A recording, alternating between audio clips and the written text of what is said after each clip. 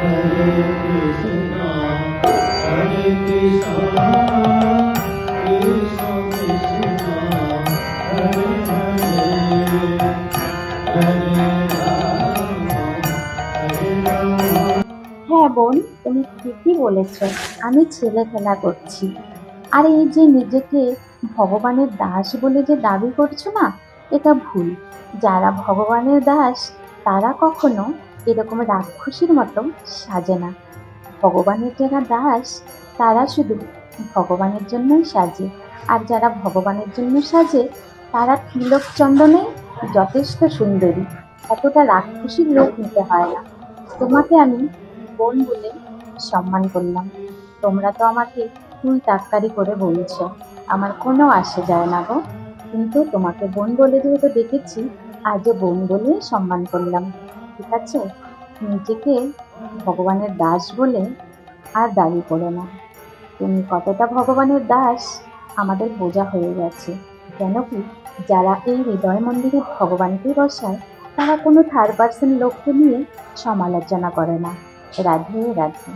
Hare Krishna, Hare Krishna, Krishna Krishna, Hare Hare, Hare Rama, Hare Rama। না না সোনা, মা গো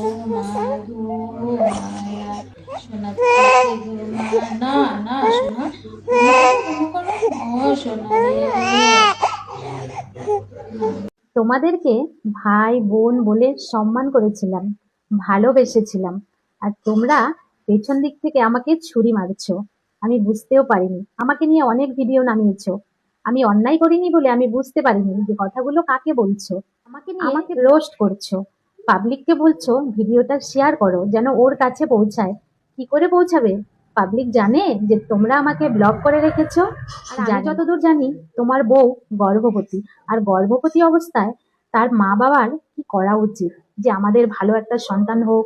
একজন মা এবং তার বাবার কি করা উচিত, ভগবত দাস ব্রহ্মচারীর মায়ের কাছ থেকে শেখো। কি করে একটা সুন্দর সুস্থ স্বাভাবিক সন্তান জন্ম দেবে সেটা কামনা করো, সেটা নিয়ে ভাবো না।